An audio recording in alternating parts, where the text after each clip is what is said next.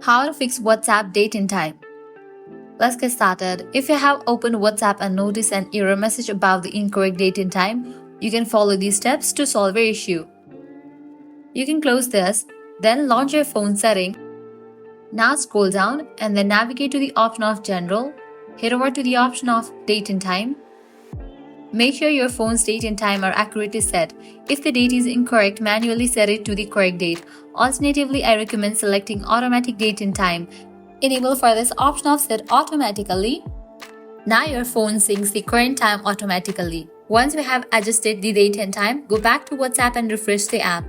You should now see the WhatsApp is working just fine.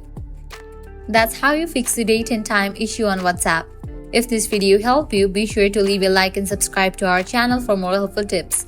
If you have any more questions or doubts, feel free to leave them in the comment below. Thanks for watching.